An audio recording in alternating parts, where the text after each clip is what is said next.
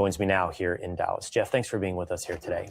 Thank you, Will. Thanks for having me. You know, I think I'd love to just start this conversation with some of what I just shared with the audience. This is not new to you. I'm sure you've seen the video and heard the 911 call. I did notice you took your earpiece out. You didn't want to hear that audio again of the 911 call. Correct. Just too hard to hear it again and to see this video. And there's another body cam footage that hasn't been released. And let's talk. Did you hear what he said? There's another body cam footage that has not been released. So again, folks, these are all evidence pieces that the jury saw that we haven't seen. Want to get quick response from you on that, Nicole? Listen, there's a lot of stuff that we haven't seen yet. And I appreciate that the judge didn't just flood the zone with all of the information. And from what I understand, this body cam footage shows the actual death of his son. So this is something that I think that should be held back. You know, give him some time. Give him some time to get his feet under him. We don't need to see that right now. We just don't. It has some pretty graphic details, and I can hear my son screaming, and it's something I don't really want to care to listen to again. Totally understandable. What, with this video's release, Jeff, do you hope the public can see about this moment? Well, I mean, obviously, the trial not being publicly viewed live, due to there's so many minors involved, and that's a different subject I could talk about on its own, because look at the damage that these young students who had to witness this murder, who have to live with this for the rest of their life. Every one of them, I believe, are in counseling. PTSD could be a thing. I mean, this is a trauma that you carry the rest of your life, possibly. Hopefully they can get the help they need and move forward and not be scarred from it. Me personally, I'm the same way. I need the help too, to make sure that I can move forward. And that's what I really want to concentrate on, is moving forward. I hope this video can clear up a lot of the misinformation that was provided throughout the entire year before the trial came to light. All right, Shelley, this is another part or perspective that hasn't been spoken about a lot. The trauma that children who were there and saw all of this take place may be encountering. What are your thoughts there quickly, Shelley? Yeah, that wouldn't surprise me if they are in counseling. I know that their school probably has offered some, but many of them may need more, and certainly long-term counseling. It wouldn't surprise me at all if that's going on. Yeah. Here we go. There were multiple lies and mistruths that were put on social media, that were spoken by even individuals that have some fame. People had their own opinions without even seeing the facts. And that's the part I have trouble with. What do you make of that? Candidly, with the audience, you and I spoke a little bit earlier today, and it's one of the great mysteries for me, and how something that is so clear, the facts so obvious, was turned into something that was this great national discussion of race. I think you called it earlier. How did this become George Floyd 2.0? Unfortunately, in today's moral decay of society, as we witnessed, people believe that if they have their own voice, they scream loud enough, they're right. And they believe perception is their own reality. It may not be truth, but in their mind, it is their own reality. For a person to not able to objectively look at something, use common logic, common sense, to come to a determination just based on merely the facts, not the color of one's skin, that tells me a whole lot about your character if you choose that direction. And you told me you feel like you know the moment this became more than simply a horrible tragedy and a crime story in North Texas, where it became this larger thing, and it was that press conference. Mm-hmm. Yes, sir. I do believe that was probably one of the turning points. I was there to show up to pray. I was hoping we could show the world this wasn't a racial divide thing, that we could kind of close the gap instead of widening it. But at that point, they'd obviously retained the services of Dominique Alexander. So we have spoken about this many times. He's talking about the period before, very in the beginning of this, before the trial and everything, right after the arrest, where the Anthonys held the press conference, and Austin Metcalf's dad showed up wanting to have some type of connection, some type of he just wanted a connection. He had already said that he had forgiven Austin Metcalf, and he wanted to take the racial overtones out of it. And they threw him out of the press conference. Nicole, remember that? That's what they did. And that was the whole turning point. Yep. For this entire case.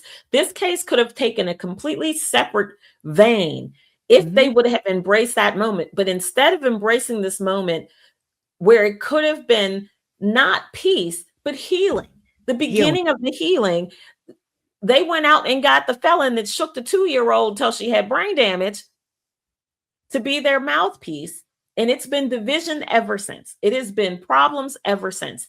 And it is so sad that that beautiful moment that could have been Karmelo going up to him, crying, saying, I didn't mean to do it. You know, his mother coming over and said, we're both going to lose our children. It could have been a moment that changed everything. He wouldn't have got 35 years if Mr. Metcalf would have went to the prosecution, to the state, and said, listen, he made a mistake. It was a horrible mistake. It cost my son his life. Can we at least give him some time where he's going to be a younger man when he gets out of prison? It could have been a myriad of things, but instead they chose division. And this is what it got him. I want to say It was a gift. It was a gift to these idiots. And what did they do? They spit in this man's face.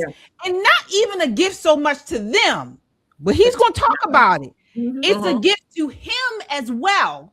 Because he was trying to have some type of understanding, closure, some type of, hearing them say, I'm sorry. He talks about this. What were you going to say? I was going to say I slightly disagree with I don't know, the reasonings that you all are saying, and let me tell you why. Don't get me wrong. I think that moment would have been a pivotal. It was a pivotal moment, right? I think I disagree because I think Mr. Metcalf was still is healing, grieving. I think his expectations in that moment were off. He was expecting them to do whatever. And in that moment, it wasn't going to happen. So I'm saying it from a reality base. It was not going to happen, not because of him, but because of the people that were there, the people that they were dealing with. They're mistaken. No, right. And also, Nicole said it could have been a healing. I don't think it could have been a healing. I think that was more for the public. I don't think the healing has even started yet. Certainly not for the Metcalf family. So you're saying then you don't believe him because he's saying I'm saying it was not reality based. He felt like it was going to be a healing for him. Yeah.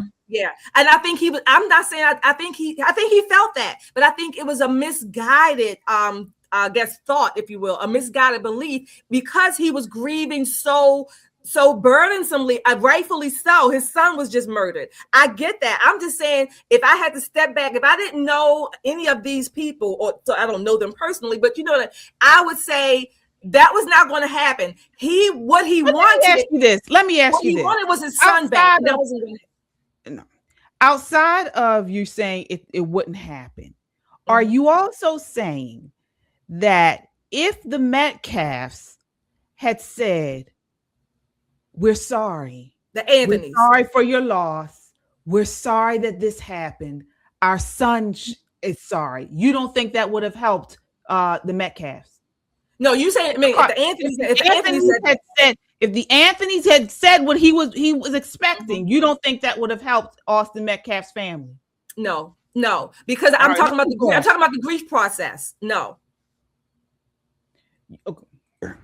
A convicted baby shaking felon advocate who decided to throw me out of the press conference, had me removed by police, and then proceeded to gaslight me and tell me how I was such, I can't remember the word he used, but that I shouldn't have been there, and it was not dignified to my son or myself, which I really couldn't quite understand as they proceeded to gaslight me, and also took it. There was a young lady who has followed the case also from the entire time. Her name is Sarah Fields. Also showed information about her. That's when they took it from any type of remorse, which they did not show, to the fact of now we're going to play the race card. And now we're going to politicize this. Now we're getting a political activist involved. The two things I said on one of the first interviews I ever did That was key what he just said. When they got a political activist involved, an activist involved, it took a totally different turn. And this was on the Anthonys. It was their fault. They didn't get a publicist. They got an activist involved and they made it racial. And then they spit in this man's face as he was coming to some type of reconciliation. Let's keep going here. Please don't make this about race, and please don't politicize it. Right. But they chose to do both. Yep. And your goal that day was to simply get together and pray? All I wanted, I was actually hoping to show them, hey, look, man, I know what happened was terrible, and your son made a horrible mistake. I was hoping for some accountability, maybe, and some remorse. Neither one was shown. Have you ever spoken to the Anthonys? No. No apology, no remorse? Nothing. You were telling me you were inside the courtroom, quite obviously. After the verdict, the Anthonys left. They weren't there for Karmelo's sentencing. That is correct. They weren't there for the sentencing, and they were not there for victim impact statements. They left that poor child up there by himself. As soon as the verdict was read, he was guilty. His family and some other advocates left the courtroom and turned in their badges. Jeff, I was talking to you earlier. I asked about Austin's twin brother, Hunter. And I asked you, what has life been like for Hunter in school? Frisco Memorial has other Black students. What's the relationships been like at school? What has life been like for Hunter? Well, I can't speak, for Hunter. I can only try to imagine. But he held his grades. He had straight A's this year. He was captain of the football team, took over his brother's position. I honestly can't see anyone that has the strength or the mental fortitude as much as that young man does.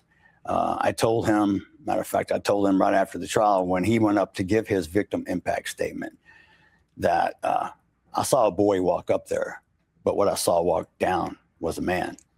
He was calm, to the point, was able to articulate his words in a way that could be very understood very well.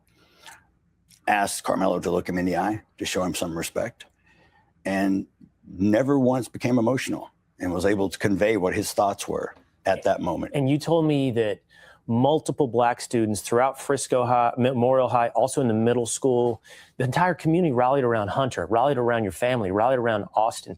The point being, what was happening actually on the ground and in your lives was so different than what was taking place in the national media. And I love this. I love this. I love hearing this, because as Will just mentioned, this narrative, these statements, these facts that they're presenting are not what we're hearing pushed in the national media. Your thoughts there, Nicole? I agree. One of the best things about America is our sense of community.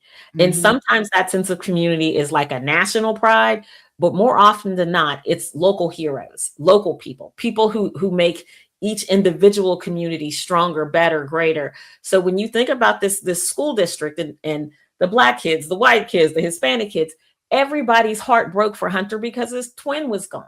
When you see the video, you see the children running.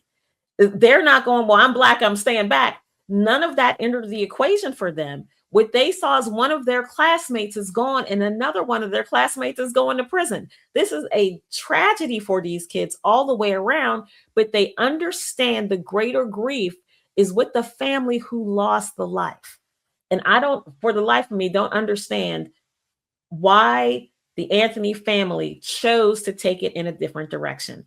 Things could have been so very different. Just from like a human being perspective, you raise, over $500,000 for legal defense and all this other thing.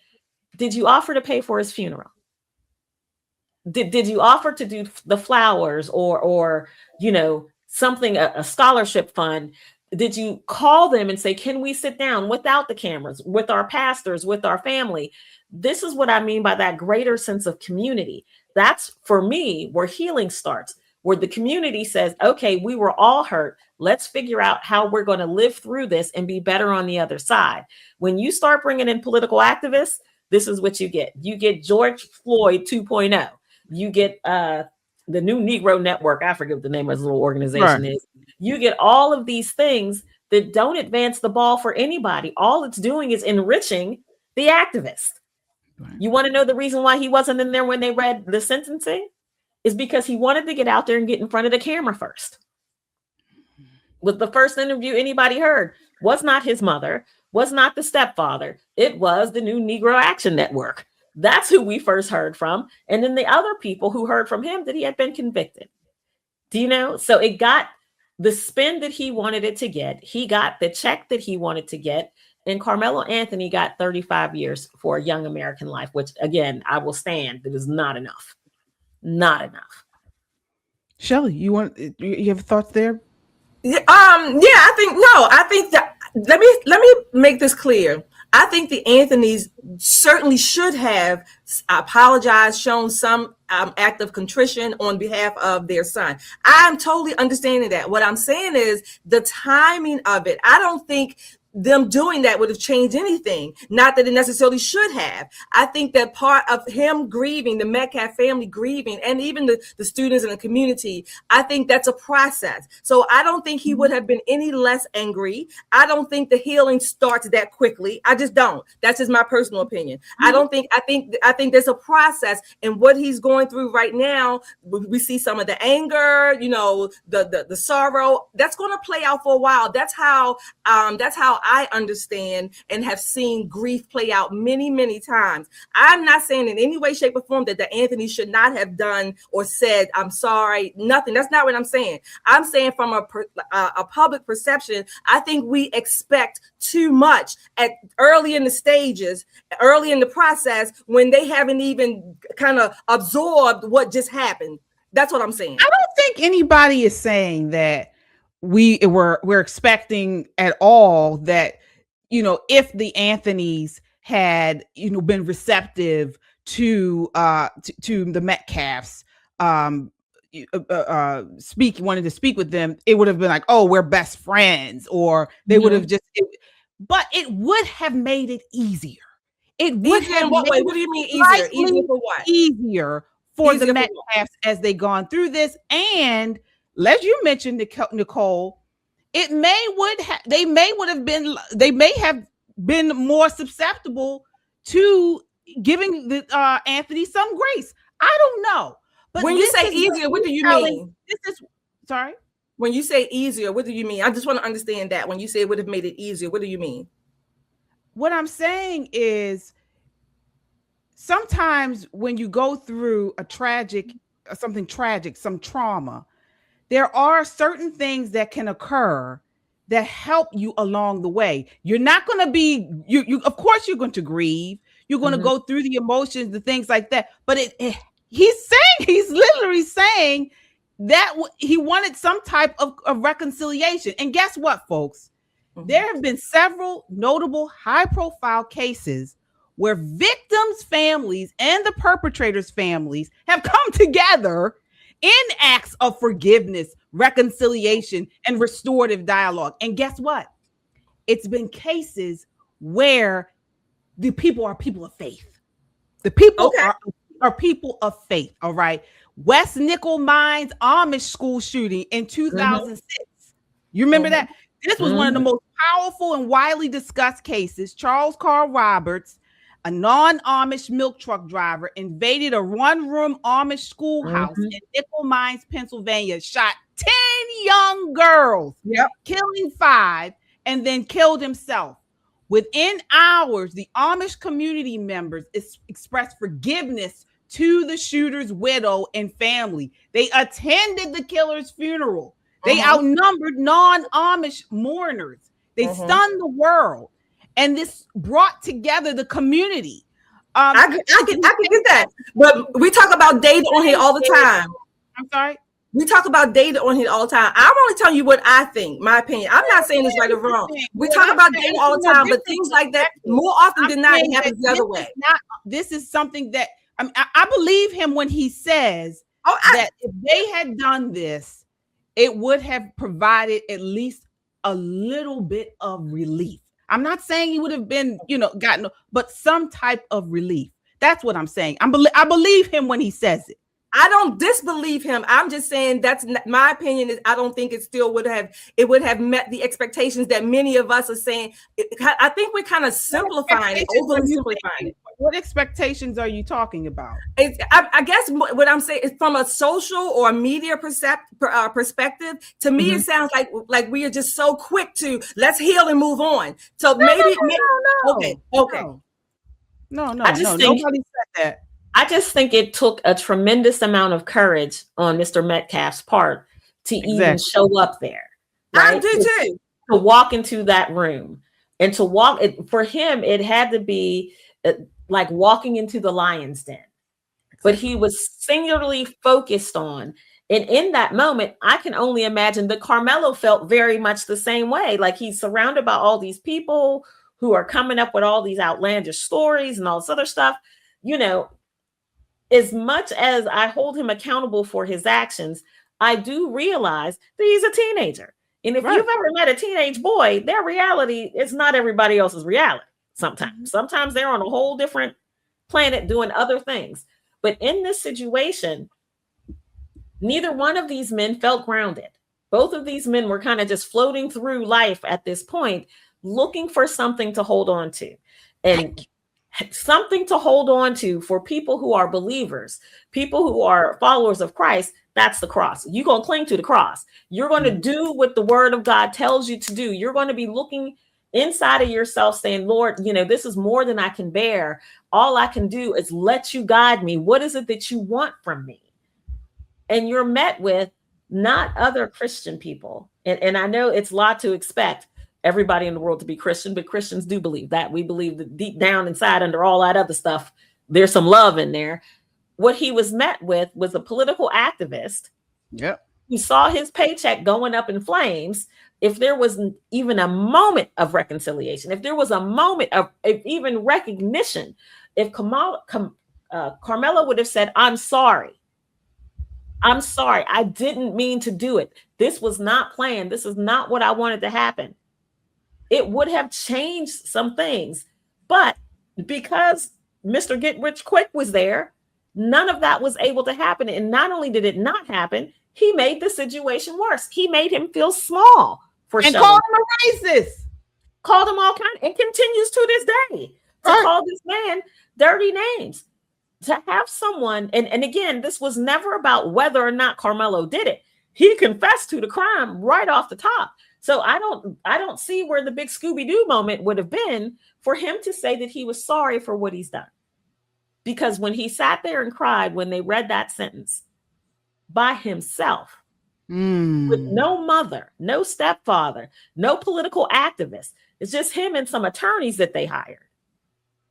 That feeling of emptiness and loneliness and shock and awe and anxiety, I'm sure that's what Mr. Metcalf was feeling when he walked into that hall and was not only turned away and ridiculed. So there's a lot of parallels in what's happening between these two families. I was just, me personally, hoping that when he reached out, that him reaching out would not have been used against him, but they would have embraced this opportunity to make things better. Yeah. Want to finish up with this just last part on this interview here. One moment. The conversation, for example, on The View. Don't get me started on left liberal who have Showtime. But anyway, the community and the school itself, obviously we dedicated the season to Austin, and there was a logo, motto, whatever you want to call it, it's called All In. A stood for Austin. The two ones were his number 11. I stand for integrity. N stands for never quit. And they dedicated the season to him, and that became the motto. And they also presented me and Megan with a framed jersey of Austin with his jersey number 11 that hangs above my fireplace as we speak. But as far as the makeup of the team, I mean, I'd say half the team are blacks. I mean, we don't see color. So all I see is character in people. I don't care what color you are. I want to judge you how you treat people. What's your character like? Now, remember, this is how he started before all the racial stuff, before all the names. Remember, this is how this man was started right after his son was murdered. Okay. Now he is referencing Sonny Holston from The View, who made nasty comments today. All right. Here she is. Take a look at this very quickly. One last thing, I know we're playing the music, but Metcalf, Austin Metcalf's the victim, the deceased. His father went on a podcast, and listen to it for yourself, but he called Karmelo Anthony a racial slur. And he also said that the reason that black people weren't on the jury is because black people are unable to hold bias from the trial because they don't know their own fathers, have a bunch of baby mamas running around living off of government assistance. So that is the thing. That's the thinking of the victim's father. Well, let's not say that was the victim's I'm not saying it was the thinking as thinking well. of the victim, but of the victim's father. And we'll let you sit with that. We'll be Nicole, what are your thoughts there? That is absolutely gross. That is, I mean, it just boggles my mind how low she will go. I mean, once you think that she's gone, you know, she's dug herself to China, she just keeps digging.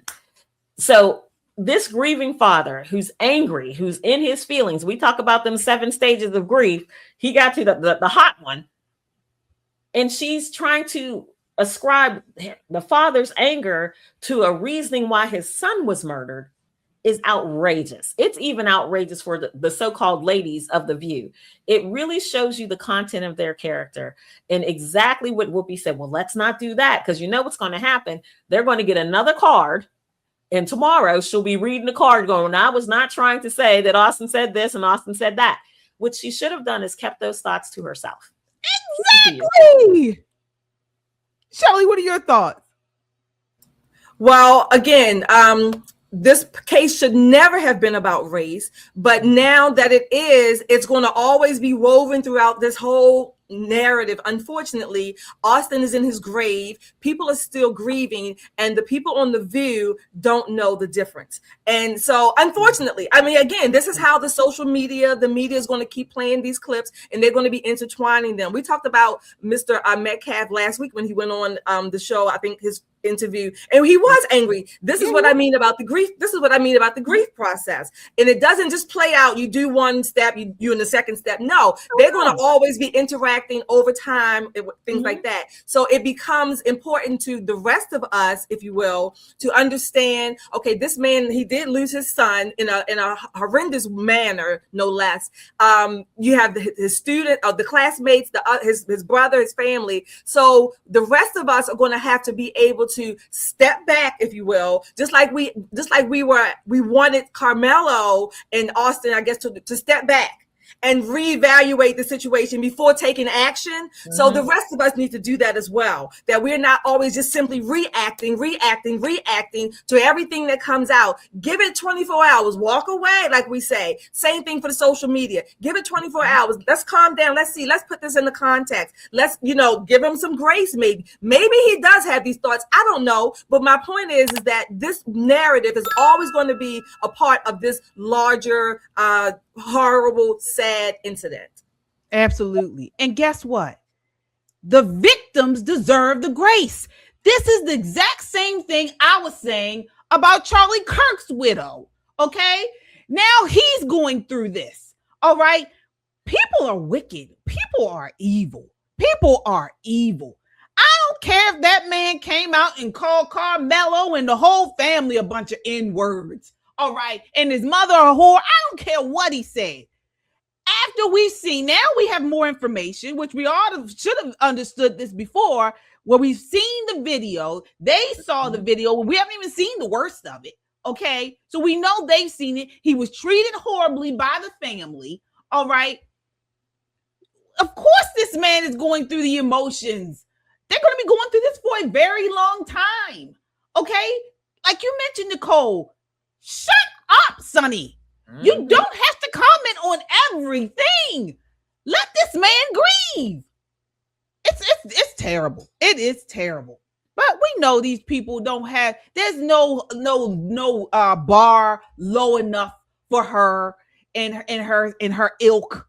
Okay, there is nothing lower for them. They will. If you think they've gone low, they're going to go even lower tomorrow. Mm-hmm. So I've lost all hope in that crew.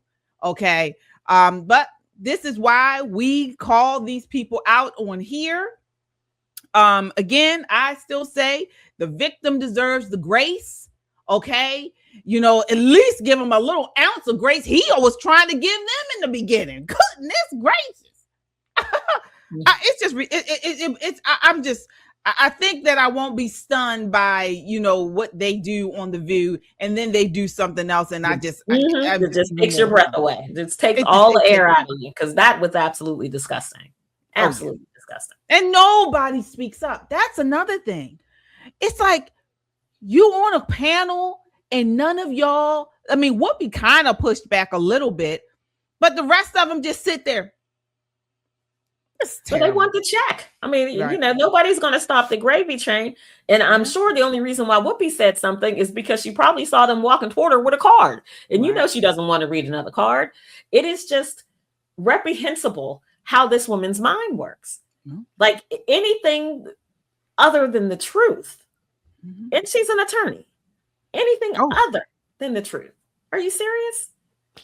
But we see these people, her, Michelle Obama, Joy Reid, the comedian, the white lady with the blonde hair, who was on the thing with she was just on the Netflix thing. I forget her name. Yeah, but all of these women are nasty bitches. I mean, they put the B in bitch. Okay. These women are nasty, mean bitches. Okay. Miserable women. All right. These are these women. This women. These are the type of women they are. And these are the leftist women. These are quintessential leftist women. I'm sorry, I'll say it.